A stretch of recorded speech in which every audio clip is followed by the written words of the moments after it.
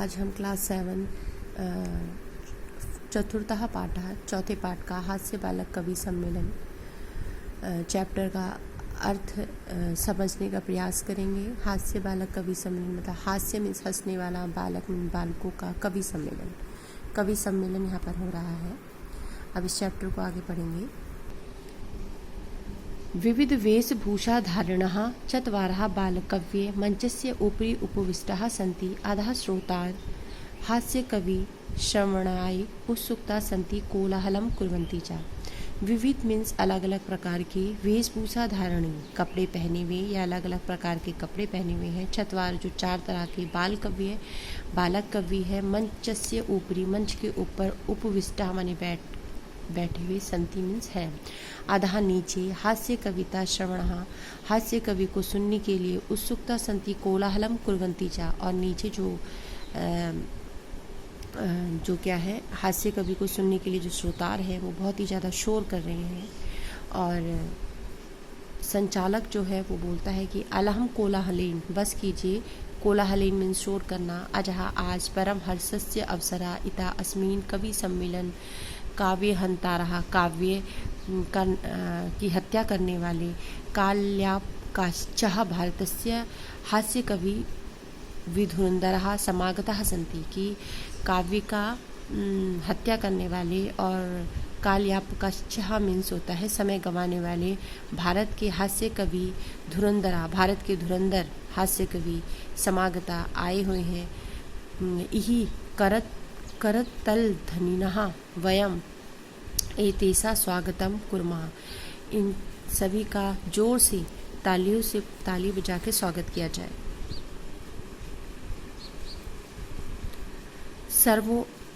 सर्वेभ्यो रसिकेभ्यो नमो नमः। गजाधर जो है कि जो बालक कवि हैं जिनका नाम गजाधर है। सर्वोभयो रसिकेभ्यो मीन्स होता है जो काव्य में सुनने में रस लेता है, उन सभी को नमो नमः, मेरा नमस्कार। प्रथम तावता अहम आधुनिक वेदम उद्देश्यः सविकहं काव्यम श्रावयामि, मतलब प्रथम जो मैं यहाँ पर श्लोक बोलना चाह रहा हूँ या कविता रखना चाह रहा हूँ, कविता है मेरी, वो डॉक्टरों को लेकर के है। वेदम मीन्स डॉक्टर होते हैं। तो सविकहं काव्यम श्रावयामि, ठीक है। तो मैं पहले जो आधुनिक डॉक्टर के बारे में अपनी कविता सुनाना चाहता हूँ कि वेदम नमस्तु भयम यमराज सहोदरा मीन्स होता है भाई। यमस्तु यमराज हरति प्राणम वेदम प्राणान धनानी चा, कि वेदराज तो बहुत है। नमस्तु भयम मेरा नमस्कार। यमराज के सहोदर मीन्स सगे भाई को। हे डॉक्टरों के राजा, यमराज के सगे भाई, तुम्हें मेरा नमस्कार। यमस्तु हरति प्राणम वेदम प्राणान धनानी चा, कि वेद तो बहुत हैं। वेदराज कि हे डॉक्टरों के राजा, यमराज के सगे भाई, तुम्हें मेरा नमस्कार। यमराज तो सिर्फ प्राण हरते हैं, पर आप तो प्राण के साथ साथ धनानी चा, पैसों का भी हरण करते हैं, ठीक है। सर्वे उच्च हसंती, तो यह सुनकर सभी जोर जोर से हंसने लगते हैं। कालांतकः अरे वेदस्तु सर्वदा परंतु नाते मादृशः कुशलः जनसंख्या निवारणे ममापि काव्यम इदम श्रवणन्ति भवन्तः, कि कालांतकः मीन्स होता है कि जो मृत्यु का अंत करने वाले, कि अरे वेदास्तु सर्वदा परंतु नेते मादर्शः कुशलः, कि वेद तो बहुत है परंतु जनसंख्या निवारण में मेरे बराबर कुशल कोई नहीं है। ममापि काव्यम इदम श्रृण्वन्तु भवन्तः, आप सब मेरा भी काव्य सुनिए। कि चितम प्रज्वलितः दृष्ट्वा वेदो विस्मयमागतः मीन्स अचंभित हो जाना।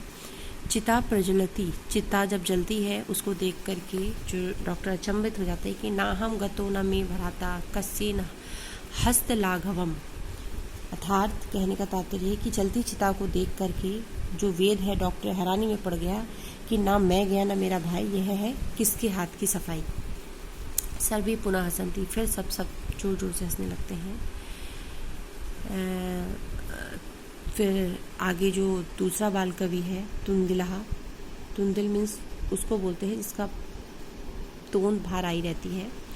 तुंदिलस्य ऊपरी हस्तम आर्वतन, ये जो अपना अभिनय कर रहा है पेट पर हाथ फैला करके। तुंदिला भो अहम ममापि इदम काव्यम श्रोताम जीवने धार्यतः चा, कि मेरा भी काव्य सुनिए और उसको अपने जीवन में ग्रहण कीजिए। पराननम प्रायः दुर्बुद्धे माँ शरीरे दया करो, प्राणम परान्नम दुर्लभम लोके शरीराणि पुनः पुनः, कि पराया जो अन्न होता है उसको देख करके शरीर पे कृपा करने की कोई ज़रूरत नहीं है। कि हमें किसी दूसरे का भोजन मिल रहा है और हम ये बोले कि नहीं यार अत्यधिक खा करके या ज़्यादा खा करके या दूसरे का खा करके हमारे शरीर को अगर नाश हो जाएगा या हमारा शरीर मोटा हो जाएगा, अगर दूसरे का भोजन मिल रहा है तो उसे खा लो। ये मत सोचो कि हमारे शरीर पर इसका क्या इफेक्ट पड़ेगा या हमारे शरीर पर इसका क्या प्रभाव पड़ेगा, परंतु दूसरे का दिया हुआ है तो खाना जरूरी है। तो प्रारंभ दुर्बले लोके शरीराणी पुनः पुनः, शरीर का क्या है वो तो पुनः पुनः, वो तो बार बार मिलता रहेगा, ठीक है। पर दूसरे का दिया हुआ भोजन बार बार ऑफर थोड़ा ना आएगा, बार बार थोड़ा ना दूसरा ऑफर करेगा कि आप मेरे संग शेयर कर लीजिए या मेरा भोजन खा लीजिए। तो तो जो पराया जो अन्न होता है उसको देख करके उसको उस पर क्या करना चाहिए, मतलब उसको खा लेना चाहिए। दुर्लभम माने कठिनाइयों से मिलने वाली वस्तु है वो, उस चीज़ में सोच विचार नहीं करना चाहिए।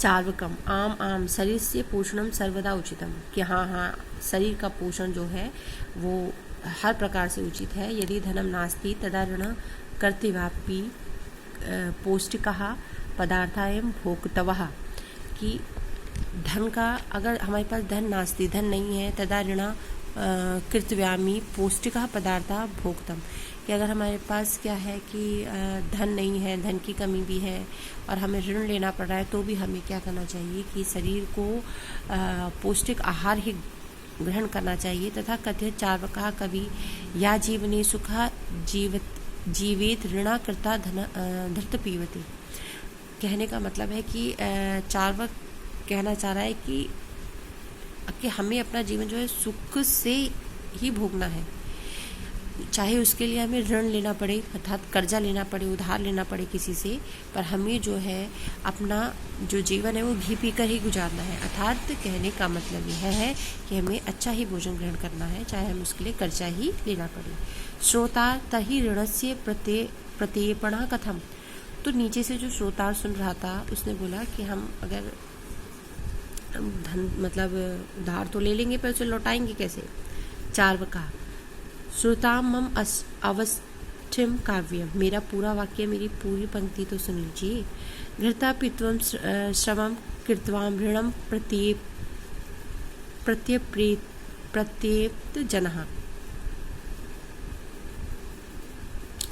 कि चार्वक बोलता है कि मेरा पूरा जो पंक्ति है वो सुन लीजिए कि घृत पीतवा घी पी करके श्रम कृतवा और परिश्रम करके ऋणा प्रत्येप्त, और ऋण को प्रत्येप्त मीन्स होता है लौटाइए, ठीक है, लोगों को लौटा दीजिए, ठीक है। घी पी करके और श्रम करिए, बैठे मत रहिए, मेहनत कीजिए और धन को लौटाइए।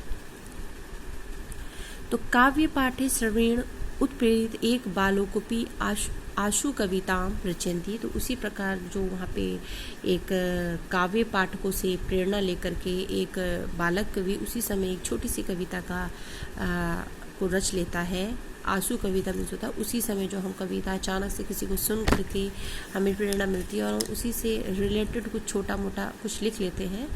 तो हास्यपूर्वक चा श्रवन्ति, वो हंस करके उस पोयम को यहाँ कविता को सुनाता है। श्रोताम भो सुनिए सुनिए, हे सुनिए सुनिए, ममापि काव्यम, मेरा भी काव्य सुनिए। गजाधरम कवि चेत तुंदलम भोज लोलुपम, लोलुपम मीन्स होता है जो लालच करता है भोजन के प्रति। कालांतक तथा वेदः चार्वका च नमाम्यहम्, कि अरे सुनिए सुनिए, मेरी भी कविता सुनिए। गजाधर कवि और खाने के लालची तंदुल, कालांतक तथा वेद चार्वक को मैं मेरा नमस्कार। ठीक है। अब काव्यम स्रवंती हा हा हा इति कृता हसंती, कि काव्य स्रवंती, काव्य को सुन करके, हा हा हा इति माने इस प्रकार से, कृत्वा हसंती सब लोग हंसने लग जाते हैं, अन्य चापी हसंती अन्य लोग भी हंसते हैं, सर्वे गृह गच्छन्ति और फिर सब घर को चले जाते हैं। अब बच्चों, आपने ये जो मैंने पढ़ाया है हास्य कवि बाल कवि सम्मेलन, इसका आप अर्थ समझिए और इसको अपनी नोटबुक पे अच्छे से इस हास्य बाल कवि सम्मेलन का अर्थ आप अपनी संस्कृत की नोटबुक पे उतार लीजिए। और अगर किसी बच्चे को अपनी नोटबुक चेक करवानी है तो वो आप मंडे को स्कूल पे आप सबमिट करा दीजिए। धन्यवाद।